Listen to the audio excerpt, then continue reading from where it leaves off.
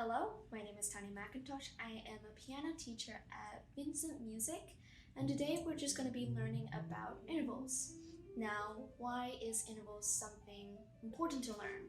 Well, for one, I think it's very important because it makes you an effective sight reader. Now, at some beginning, you start learning to read by pinpointing each note, and what I mean by that is reading every single note. So something like, okay, there's a C, I'm going to move on to the next note. Is it E, F, E, next note, A, and that's one way to read, okay?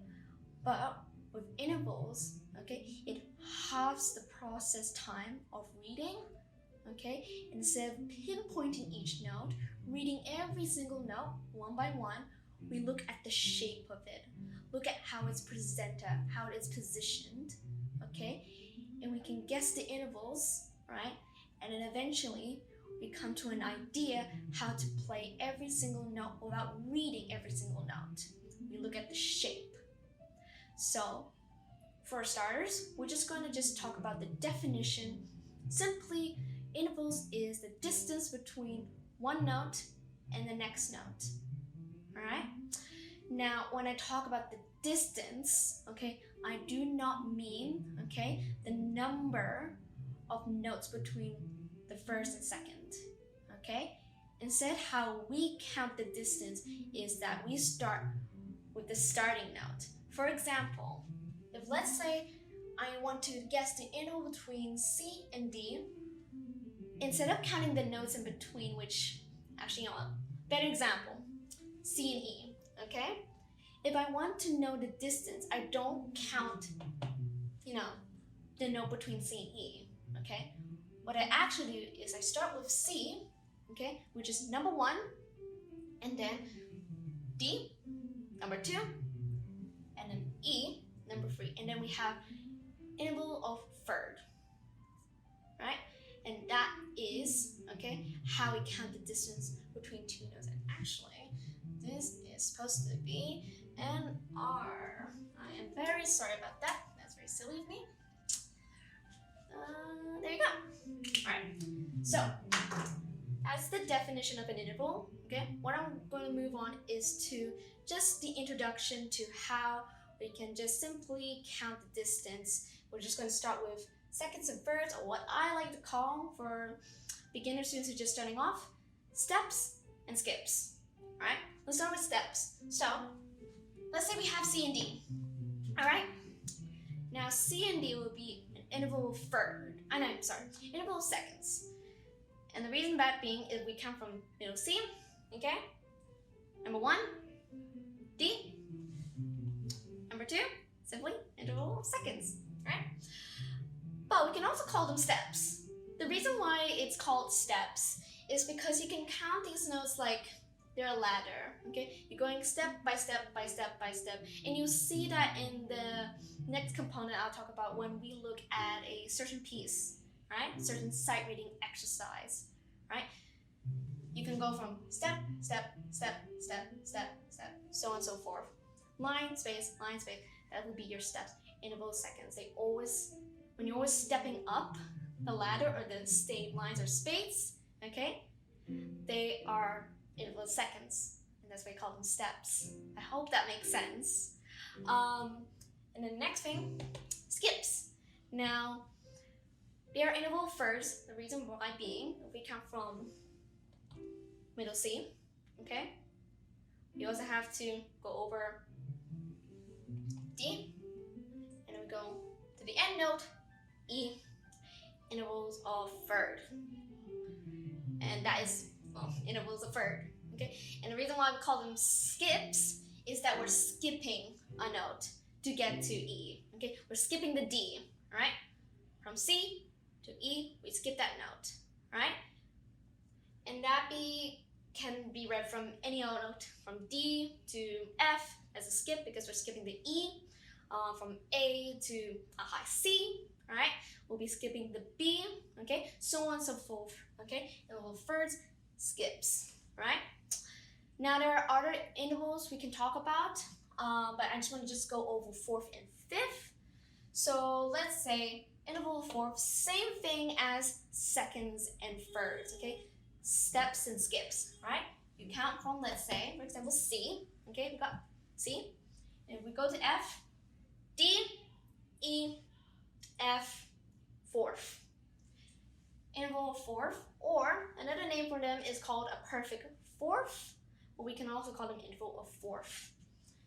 All right, next thing, fifth, right? Again, we start from C, okay, and we go to G, okay, we need to do D, E, F, G, interval of fifth, or another name for them, perfect fifth, right? But also interval of fifth is fine, or just fifth, fourth, that's fine. You know, people understand that. All right, now we want to go a little bit more in depth. You know, add another layer to the understanding of intervals. We also have melodic, harmonic intervals, right? So let's start off with melodic. Now, melodic intervals is just basically you come from one note to the other that are separated. Okay, they're just going in a singing line, da da da da, instead of, you know, layered up. So, for example, we've got C, D, seconds, and then we're gonna go back to the steps, okay? Because if you have a look here, second E, step, E, F, step, step, step, step, okay? They're all in seconds, all right? Harmonic. Now, a harmonic interval is basically the notes sitting on top of each other instead of in the melodic, you know, singing line we have here, okay? And they can also be counted in intervals. We just call them harmonic intervals, okay? Or if you have three notes on top of each other, it's a tonic triad, but just ignore that. We're just going to just do the two notes. So for example, we got C and D. They're sitting on top of each other. They're still an interval of seconds, harmonic interval of second, right? You got C and E, you know, interval of third, okay? C, D, E, our harmonic interval of third. And that is the theory side of intervals. Now we're just going to move on to the practical side of intervals and how we can apply that to sight reading. So here we have is an exercise from Improve Your Sight Reading. We're looking at page 25, exercise number 4. So before we go into how we can implement the intervals, what are the intervals in this exercise, we just need to figure out, firstly, what is the hand positioning? So let's just go over the left hand part, okay, first and second bar. Now, if you have a look at the first note, under it is a number 5, and that indicates is that you need to use your fifth finger on the left hand. So what we need to do, we need our fifth finger on A, on the bass. So fifth finger on A, and the bass clef line. So it will be 2 notes below middle C. So we've done that. Now we need to look at the distance between all the notes, the leaps, the intervals. So if I was reading it note by note by note, it's going to take a while, okay? It's not going to be as effective and time efficient. What I need to look at is to look at the overall shape. So if I just go over my first bar, okay, you notice in the first bar, okay, is that all the notes are in intervals of seconds, steps, right? And this can be noticed by just looking at the layout. Got A to B, step, B to C, step, so on and so forth. And I just noted that just by looking at it and just remembering how my interval of seconds are set up. And that is how you can use intervals in sight reading. It's a lot more efficient, a lot more time efficient, and I can just play it now. Simple as that. Now, if we go over the transition between the end of bar 1, beginning of second bar, okay, we see we have a big leap between these two notes. So what happens is that, okay, if we don't know the musical alphabet, we can just look at the distance, okay? We know that's A, all right? So you got A, B, C, D, fourth, interval fourth, boom, already got there. And if you can remember from the last, on the theoretical side, interval third, Okay, so it's a skip note. You just need to skip down to B, because D, C, B. We skip a note, it's a skip. So overall, we know it's all going a stepwise, big leap from first bar to second bar, and then third, and then we go back to a step, 1, 2. And that's how interval reading works. Now, it's not gonna work all the time, okay?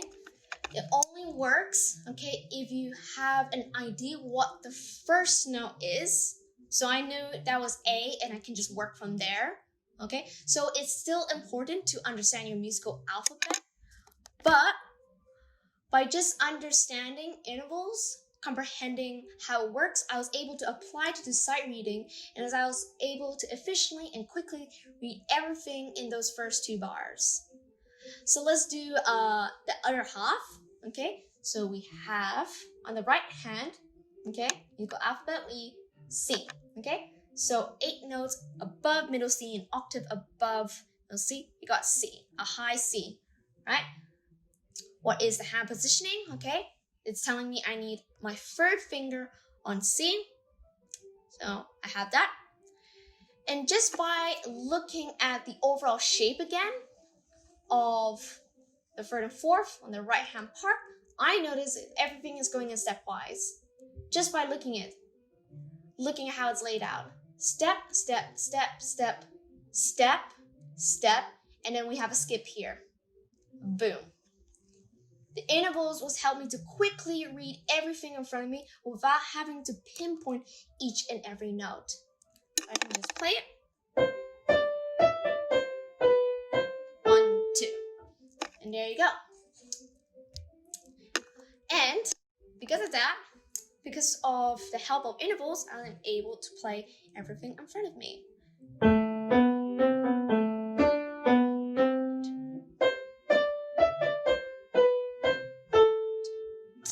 And that is how interval reading works. I hope you enjoyed that video tutorial. Okay, it's my first video tutorial, so I'm still quite new. Please give me any comments on what I can do to improve, anything you'd like to know, okay? I'm happy to take on your feedback, okay, and apply that to the next video tutorial I have to make.